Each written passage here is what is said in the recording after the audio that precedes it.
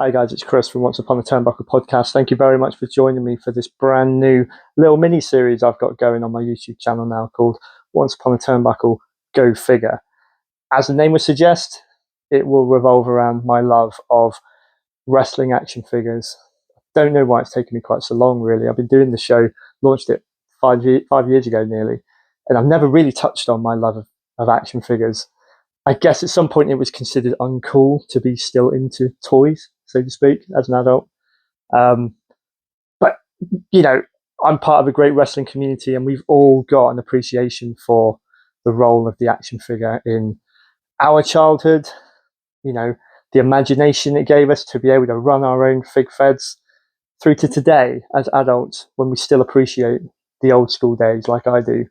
And these figures still hold up. And it's good to have them on display now, to have those memories that we can go back to and to show them off. So I've decided to start off in quite a particular way with one particular line. I'm not going to be exclusively on this line, but this is the main line that I'm going to be starting with. And it is, of course, the WCW Galoob line. A lot of people are probably asking, why start with an action figure line that had no articulation? And some would argue had very little playability. And I would say I really disagree with that. Some of them, compared to what we had at the time with the WWF Hasbros, they don't do as much. They're in rigid poses. You're kind of limited with some of them what you could do. But looking at them now, especially as an adult wrestling fan now, the quality, the workmanship, the likenesses, it was such a beautiful line. And with only a limited amount of figures actually released over the 2 years, they were only in production 1990 to 1991. It's a line that's quite easy in a sense, quantity-wise, to put together. As we'll find out, there are a few out there that are trickier to get hold of than others. So I'm pleased to say that I've had, thanks to a very generous guy I met in one of the few action figure Facebook groups that I'm in. He does want to remain nameless, but you know who you are if you're watching this, so thank you so much. He struck me quite a good deal with the core of what will be my Galoob collection, my new Galoob collection. And they arrived over the weekend, and I'm so pleased now to be able to do this video and show you what I've got to start with and where hopefully this collection is going to go. As with a lot of projects, I suppose, especially with action figures, you can get quite lost in just spending loads and loads of money just to get every single figure you can the easiest possible way. I have set myself a few rules that have been set with the help of my my partner in crime, my wife. I want to be able to achieve the full line. So we're talking about all of Series 1 that was available in America and in the UK and Europe, plus the UK exclusive Wave 2, Series 2, some of which are harder to find. What are my boundaries? In terms of finding them, there are no rules. I'm going to be looking on Facebook Marketplace, in the Facebook action figure collector groups that I'm in, eBay, Vinted, all these avenues. Hopefully one day, maybe even getting out to some physical toy fairs. There aren't many around where I live, but I need to do a bit of research to try and find some that I can actually get to, because I've watched guys that I follow, quite a few on YouTube and TikTok, these toy collectors, and these toy fairs look amazing. And sometimes you do just find these gems that otherwise do elude you. So no boundaries in terms of how and where I'm going to find and source my figures. The one rule I've got is the budget. So setting myself £40 as a maximum for a single figure. I know, I said it myself, I can probably hear a lot of you, particularly Galoob collectors out there, say that's not achievable, because there are at least 2 or 3 off the top of my head, maybe 4, that you can't get for that kind of money. So there may be some compromises along the way. There may be some months where I don't buy, where I need to save and pool my money to be able to get these harder to find ones. That's if and when I'm able to actually find them. That's part of the excitement with this one, is it's even though it's quite a tight line, to be able to collect on paper shouldn't be too difficult. But there's some out there, especially the UK exclusive ones, oddly enough. Over here, you'd think it would be easy enough to find, but as we'll find out along the way, I'm sure, there are some difficulties. So that's the rules, really.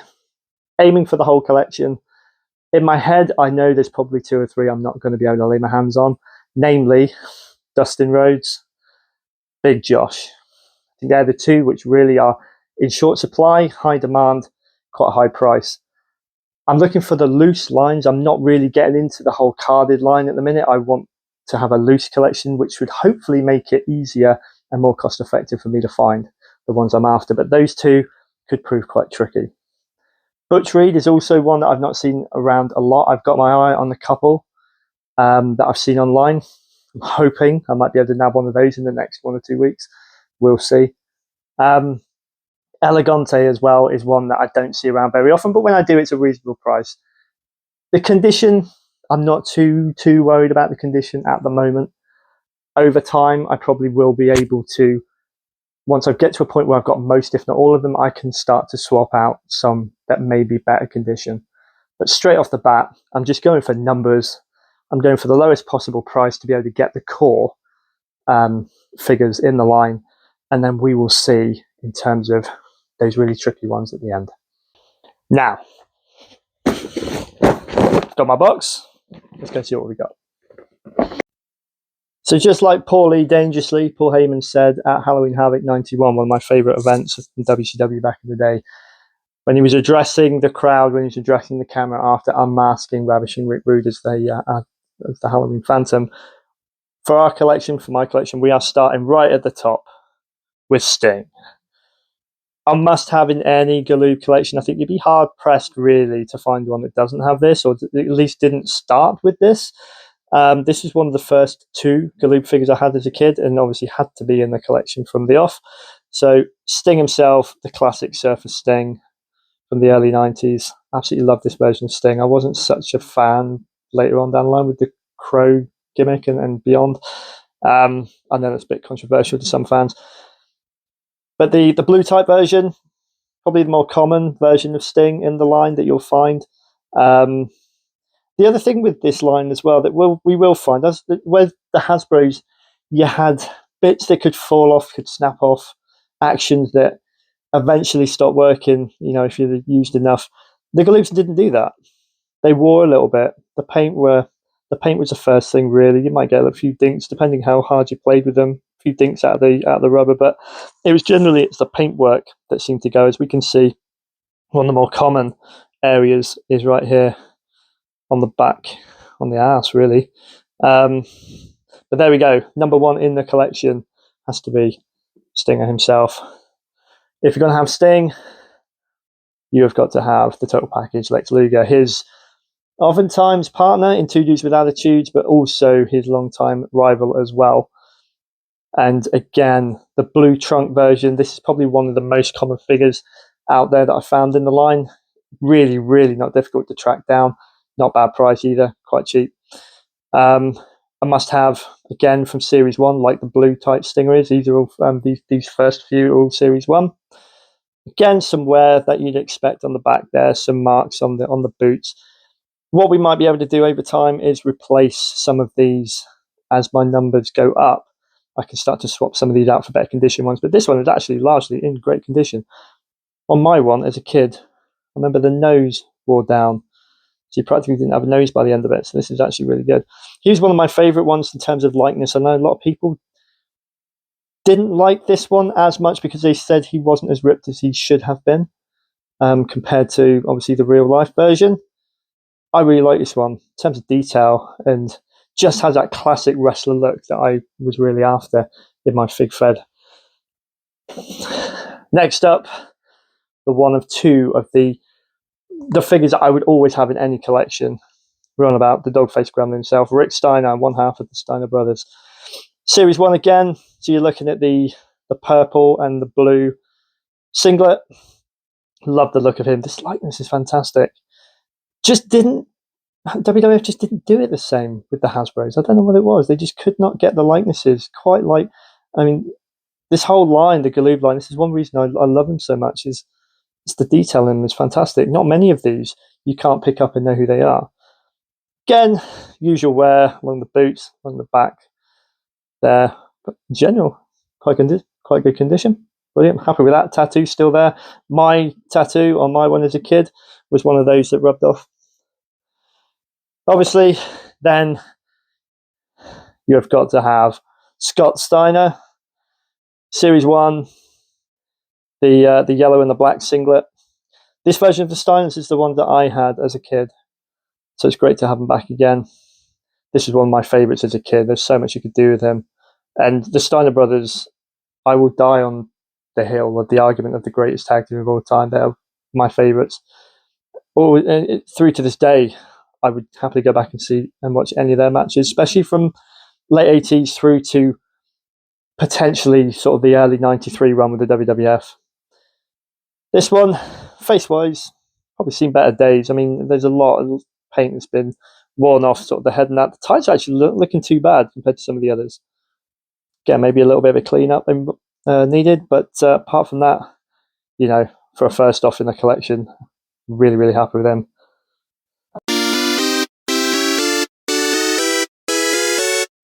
So next up in the line, you've got to have, in any wrestling figure line anywhere, you've got to have the Nature Boy, Ric Flair. Staying with Series 1, light blue trunks. I really love this. I really love the detail in here. I saw actually on the major wrestling figure podcast, Matt Cardona and Brian Mines actually put this out. This detail here below underneath the knee pads looks like he had socks on when they did the modelling for this. I didn't have this version as a kid. I had the one, as we'll see in a bit, the brown one with the lightning bolt, which I thought was the oddest choice in the world. But here we got the classic baby blue trunks. His initials on the trunks, like a classic Ric Flair had. In good condition, actually, this one. Usual signs of wear, as we'll see, around the boots. Back of the tights, minor wear though, really. Looking good. So there you go. Not a massive fan of Ric Flair as a figure in either of the Galoob or the Hasbro lines when I was a kid, to be honest with you. What just wasn't a massive Ric Flair lover, but you could still do a lot of this. The classic sort of fight-ready pose. So you got Ric Flair, you've got to have his best friend, the Enforcer, Arn Anderson. So we've got him as well. Again, Series 1, this is the white and red split colour trunks. Not the bald version. So as a lot of collectors know, there is a version of Arn Anderson with the bald spot, and as you can see just about here, the difference in the paintwork is really, really smooth over there. This is because they decided, after the initial version of Arn Anderson was released, they decided against it. I don't think Arn was particularly happy about how it looked with the bald spot, so they actually painted over, and you can tell, really, really obvious. Apart from that, you know, decent condition, the usual wear that you'll find, minimal on the back, which is great, a little bit of wear around the head and everything, but, you know, I'm really, really happy with that. And again, it's another version of Arn Anderson I didn't have, because I had the Wave 2 version, which just had the all red trunks. So then you've got to carry on with you got Ric Flair, you've got Arn Anderson, you've got to have the other part, or another part of the Four Horsemen, Barry Windham. I absolutely loved this figure as a kid. I never had it myself. I think I borrowed it from my older cousin, who was a wrestling nut before me. He was the one that got me into it. He had him. I remember the day that I realised he had him, and I borrowed him on extended loan. I don't know if I ever did really give him back, but I wasn't meant to have him for that long. I absolutely love this. When I did get it, I used him as the Widowmaker, because that's my reference of Barry Windham at the time, was when he had that short run in WWF as the Widowmaker. Exactly the same look as this, with the ponytail, the black trunks. Absolutely love the tops of the boots he had here. Bit of wear here. These normally silver, so that's worn quite a lot there. Maybe I'll try and get a better version later on down the line, but one of the best figures. As you'll see in an episode that I've got coming up of the podcast, and hopefully at the end of this week, I have a discussion with a friend of mine about this particular figure. We're both very high on it. So glad to have him in the collection straight off. That's a Series 1 release as well. Staying with Series 1 and staying with the Four Horsemen, we have then got Sid Vicious. In the black singlet, again, so this is the original release, Series 1. I didn't have this one again as a kid. I had the Series 2 version. Quite a bit of wear on this one. He's seen quite a lot of action. I actually love this pose. I wasn't sure on this pose when I was growing up. Not a lot you can do with it. A few clotheslines here and there. It's a bit difficult probably could kind of do the power bomb. I always found his face was a little flat as well if it got worn. He's looking a little bit worn. He probably nose is a bit flatter than it could be, but brilliant to have him, this version of Sid as well. I love getting hold of figures I didn't have when I was a kid, and this was one of them. So there we go. So adding to Series 1 and the haul so far, the Four Horsemen.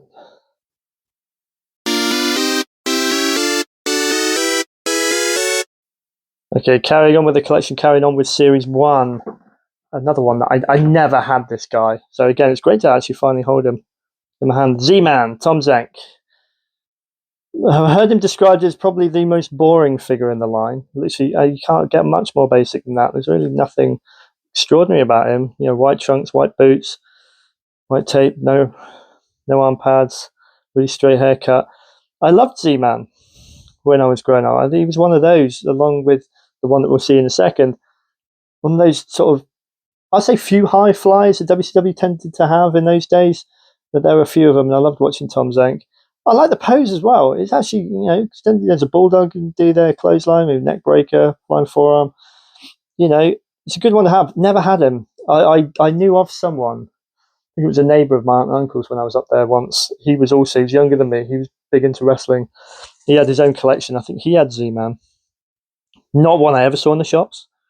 But apparently, since I started looking at them, one of the more common ones, along with the blue trunk Lex Luger, really, really common. You can actually pick these up quite easily. There we go, Tom Zenk.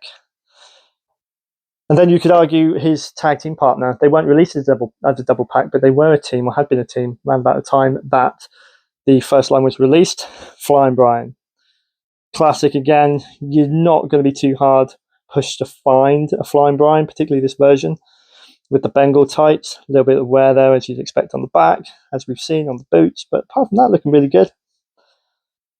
And a lot of people didn't like the action, the pose. But I thought it really, really fit his in-ring style, his character, whatever you want to call it. He was one of those high flyers along with Z-Man. I think it really lent itself well to that. And I loved using this one. I loved the just pure kind of wrestler, no gimmick kind of guys that were out there like Flying Brian and most of the ones in the Galoob line. And then rounding off our Series 1 part of my collection, Ron Simmons. Absolutely loved this figure as a kid. Hated the play pose. Probably the one out of the line everyone complains about the most. As you can see, there's very, very little you can do with this. I didn't really see him strike that pose very often either. But it's a great story I found out about why Butch Reed and Ron Simmons were released just in these workout pants, rather than the black tights that they were known for wearing at the time. And they apparently, it looks like, when they turned up for the promo photo shoot that they were going to use that were going to give us the reference photos that they were going to build the figures from, they just turned up in their workout gear. I think they must have not got the memo or something. Got trainers on. They wore boots to the ring. They wore longer tights to the ring. So it's a bit of an odd one. I never picked up on that as a kid, really, to be honest with you. I just thought it was an outfit I didn't see him wear in the ring. Great to have him in the collection. This is actually not the one I had as a kid. This is Series 1. This is the US version, I suppose. As with most of the ones I had, they were the UK variant from Wave 2, so it's great to finally have that. Bit of wear on the back, as you'd expect. Again, quite a bit of wear on the sneakers as well. Overall, my one practically was bald by the end of it because his hair really faded Not looking too bad, this one. Really good. Happy with that. So that is the first part, and that is Series 1. What I have denoted, what I've realised, is I'm only, I think, one figure off of a complete Series 1 straight off the bat, which is Butch Reed. It's going to be quite a tricky one to get hold of, especially, I think, the US, the Series 1 variant, I don't think is as easier to come by as the UK one, and that's not even that easy. So hopefully we can match Ron Simmons with his partner at some point.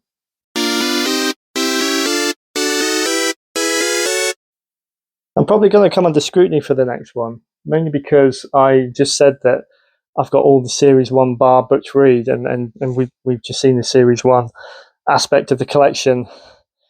I thought this was a UK variant beforehand, but as it turns out, I think it was actually part of Series 1. I didn't think they had any duplicate releases in Series 1. I thought it was all just one variety of all of them, but we've got Sting here in the light orange tights. This was one I never even knew existed until fairly recently when I started looking into them, because I thought it was only the blue that we've already got, and then the black tights, yellow boots combination. That was the UK one. So really happy to have this one in the collection straight off as well. Quite a bit of the face paint has worn off. Yeah, the boots are looking quite worn as well. But yeah, again, I'm not up for absolute pristine versions of these straight off. You know, I want to just get the collection going, and this is a great addition straight off the bat to have 2 of the 3 Stings. So there we go, Sting number 2. Then we move on to the bona fide Series 2 releases. So we have got back to the Nature Boy Ric Flair. Like I mentioned at the top, this was the version I had as a kid. Brown trunks and knee pads with white lightning bolt. Never in my life did I see Ric Flair wear this to the ring. I may be wrong. It may just be I've just not seen the 1 or 2 matches or whatever that he wore these, but really, mainstream was not wearing this. One of the reasons I think I wasn't a fan of this figure was just the look of it in terms of those tights. Looking in really good condition, this one, though. You happy with this? Hardly any wear there around the usual spots that we've seen with the others, particularly around the boots. It's not really been that used by the looks of it. This one might well have been mainly a display piece. So there we go, Ric Flair from Wave 2. And again, having Ric Flair, you will more than likely have Arn Anderson to go with him. Ric Flair and Arn Anderson did come as a double pack, I think both times. Both versions of them came out in two different double packs. This is the version I had as a kid, the all red version, obviously no bald spot, and the red and white boots. I loved Arn Anderson. This figure was great for the DDT, for the spine buster. This was one of those poses that was so versatile. It was great. It's in good condition as well. Again, usual signs of wear, but nothing really much to write home about. Really good one from the off. And then to echo, we've just seen him. So the Wave 2 version, the UK version of Ron Simmons. Difference here is he's in the blue tights, the blue sweatpants instead of the purple, and he's got the white stripe down the outside. This is the version that I had as a kid. Obviously not this exact one, because mine was in much more played with condition. This is really, really good condition. Again, considering this is right at the beginning of the quest for the Galoob line. Really, really happy with that. Brilliant stuff. So there he is, Ron Simmons, the All-American.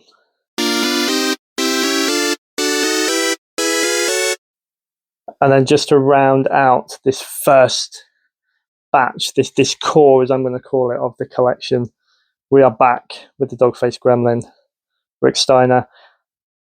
The Wave 2 version, forgive me, I'm colorblind, but I think that is more kind of a lime green rather than a yellow.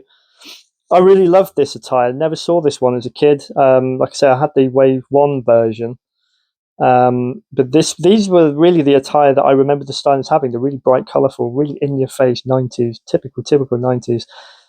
Still got a tattoo on there, a little tiny bit worn. Still looking good. Again, wear is minimal.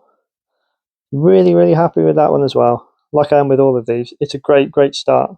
So grateful for my benefactor, as it were, for hooking me up with all of these straight off So there's Rick Steiner. And then the final one from the official line, Series 2, Scott Steiner. Again, really, really pleased that I've got both versions of the Steiners this early. They're not that difficult to come by. I've seen both versions really, quite easily to find. Again, bit of wear here and there in the usual spots. But a great figure, and great to have him in the collection straight off. Now, the last one is one, if you follow my page, you may have already seen I've got this one, but this is really what I've built the collection around. One of the reasons why I wanted to collect the Galoob lines again. PN News. This is brand new. This is from Top Rope Collectibles.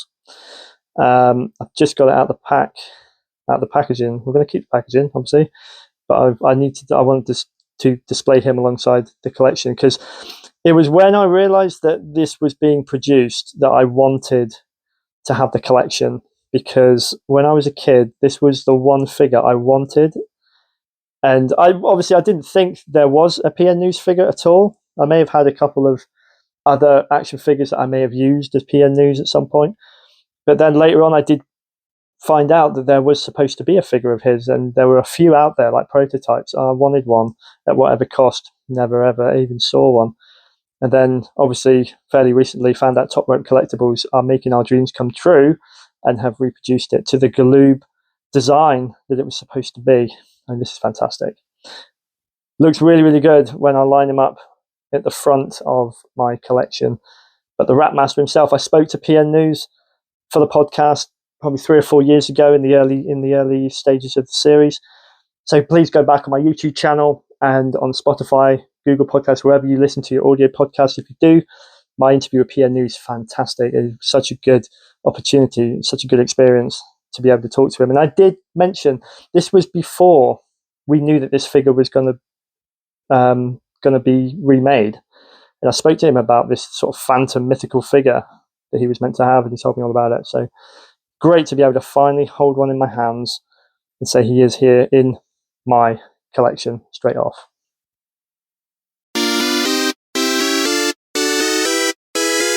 Hope you've enjoyed that. That is just the start of my WCW Galoob collection. I could not be happier to be able to start with that many figures. So there are a number to go. Like I mentioned at the top, there's a couple that I may not get in distance of to be able to have in the collection, but it's my mission to have as many of the releases as possible. So if you're watching this and you're in the figure collecting game, or you know someone who is, you're part of this community, and you know where I might be able to find any of the missing pieces, we're on about Butch Reed, yes, Dustin Rhodes, Big Josh, Elegante would be fantastic. We got the fabulous Freebirds to come. We've got the UK version of Sid Vicious. We've also got the Blue Trunks version, the UK version of Barry Windham and Brian Pillman. I haven't really seen these out there in the market, and also the Lex Luger green tights as well. So any of the ones that you know that I've got to tick off my list, and you know somewhere or someone who may be able to help me out, please hit me up. Either comment down in the comments on this video. You can find me on Instagram at Once Upon the Turnbuckle, on Facebook as well at Once Upon the Turnbuckle. If you're not already, hit the subscribe button, hit the notification bell to be told when I release more videos, not only for this Go Figure feature, but for my main podcast as well. And join me next time when hopefully I'll have some more exciting updates to the Galoob collection and my collection as a whole. Thanks for watching.